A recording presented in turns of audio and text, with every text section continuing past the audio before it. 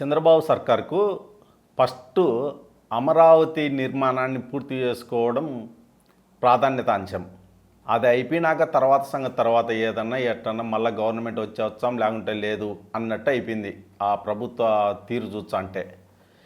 అందుకని మొన్న కేంద్ర బడ్జెట్లో కూడా 15,000 కోట్లు అమరావతి రాజధాని నిర్మాణానికి అప్పు ఇప్పించన్నట్టు కేంద్ర ఆర్థిక మంత్రి నిర్మలా సీతారామన్ కూడా ఆమె కూడా చెప్పారు. అయితే ఇప్పుడు తాజాగా ఈ రాష్ట్ర ఆర్థిక శాఖ ఉన్నతాధికారి ఒక ఆయన మీడియాతో మాట్లాడతా లేదు రాజధాని నిర్మాణానికి సంబంధించి ఆ 15,000 కోట్లు ఏమే కానీ రాష్ట్రం మీద భారం పడదు, అంతా కేంద్రం ఊరికనే ఇచ్చింది అని చెప్పినాడు అన్నమాట. ఇదేంది ఆ విషయం ఏదో మన రాష్ట్రానికి ఇచ్చే కేంద్రం కదా చెప్పాల్సింది, ఈయన చెప్తా అంటే కొంత అనుమానం వచ్చింది. ఈ విషయం పైన ప్రముఖ రాజకీయ విశ్లేషకుడు పురుషోత్తం రెడ్డి గారితో మనము మాట్లాడదాము. అసలు ఇందులో వాస్తవాలు ఏంటి అనేది తెలుసుకుందాం. ఏందన్న ఇది ఇంతకు ఏంది వాస్తవం? అంటే అంటారు వీళ్ళు ఇట్టంటారు. అమరావతి రాజధాని నిర్మాణానికి సంబంధించి కేంద్ర ప్రభుత్వం చట్టపరంగా విభజన చట్టం ప్రకారం ఏం చేయాలి కేంద్రం అనేది విస్పష్టంగా ఉంది. ఎవరైనా రాష్ట్ర ప్రభుత్వం కానీ అడగాల్సిన రాష్ట్ర ప్రభుత్వం కానీ చేయాల్సిన కేంద్ర ప్రభుత్వం ఆ విభజన చట్టంలో అధికారికంగా చేయాల్సిన పనులు ఫస్ట్ పూర్తి చేయాలి.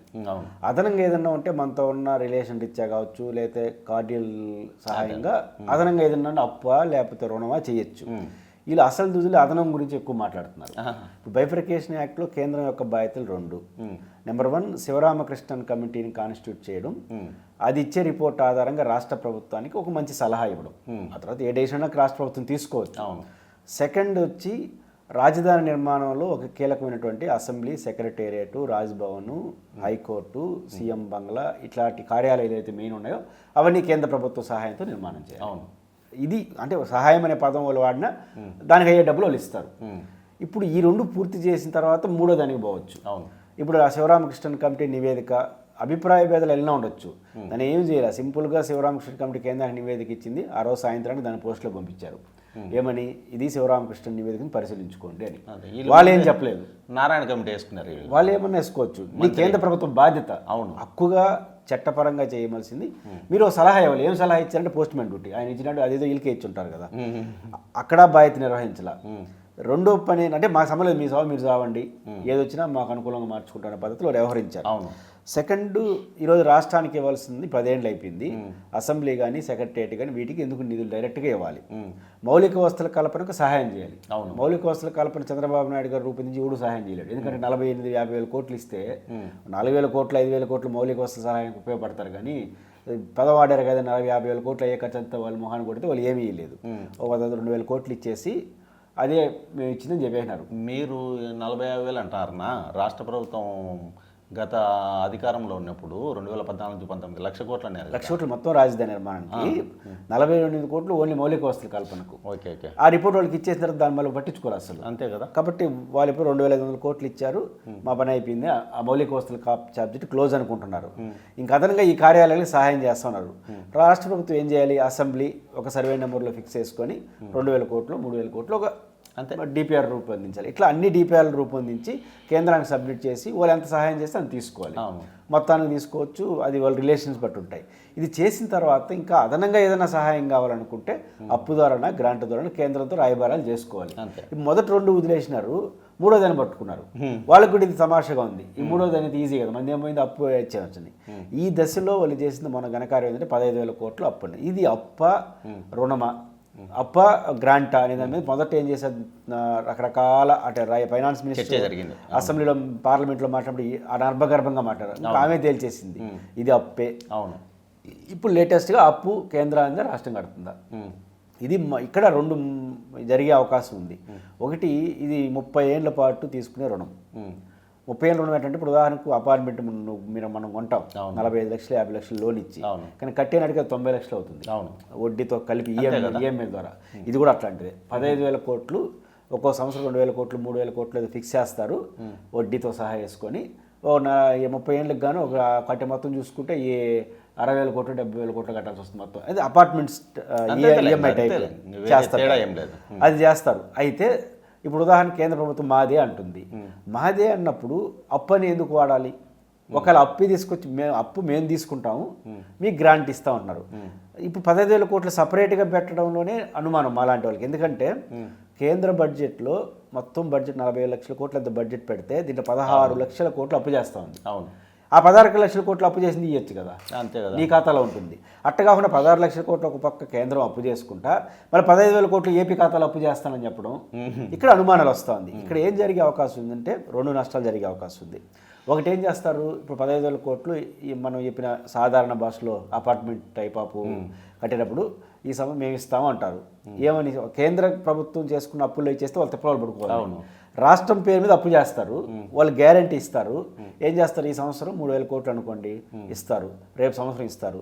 రాష్ట్ర ప్రభుత్వానికి ఏదైనా తేడా వస్తే మేము వినని చెప్తారు. ఏం చేస్తారు, ఖాతా మనతో రాస్తున్నారు కదా, అవును, వాడి ఖాతాలో రాసుకుంటే వాడు బాధ్యుడు. మన ఖాతాలో రాసేసి వాడి దయ మన ప్రాప్తం 30 ఏళ్ళు అంటే కేంద్ర ప్రభుత్వం చుట్టూ తిరగతా రాష్ట్ర ప్రభుత్వం. అంతే కదా, పొరపాటున తేడా వచ్చేస్తే మేము కట్టాం.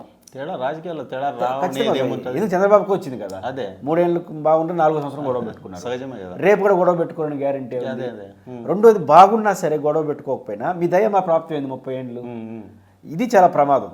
రెండోది ఏం చేసే అవకాశం ఉందంటే ఒకవేళ బాగా ప్రజల నుంచి ప్రెజర్ వచ్చేస్తే ఏం చేస్తారంటే తెలివిగా, నేను చెప్పాను కదా విభజన చట్టం ప్రకారం అసెంబ్లీ సెక్రటేరియట్ వీటి కట్టాలని, వీటికి కనీసం అనుకుంటే 20-30 కోట్లని ఇవ్వాలి.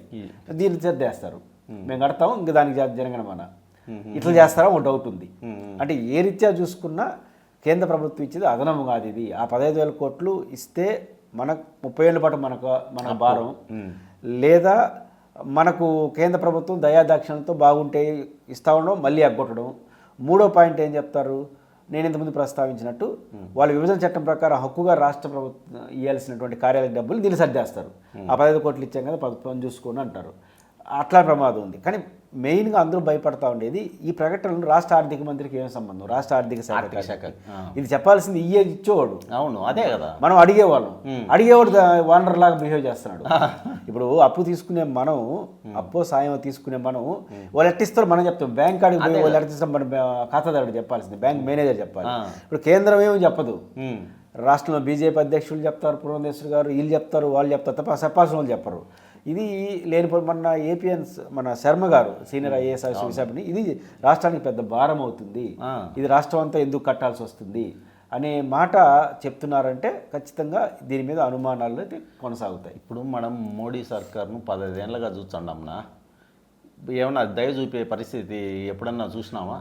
రాజకీయాల్లో రూల్స్ చూస్తాదని ఎట్లా అనుకో, రాజకీయాల్లో రూల్స్ 2 రాజకీయ సంబంధాలు అవసరాలు తప్ప దయాదాక్షిణ్యాలు అనేవి పోయి చాలా ఏళ్ళు అయిపోయింది.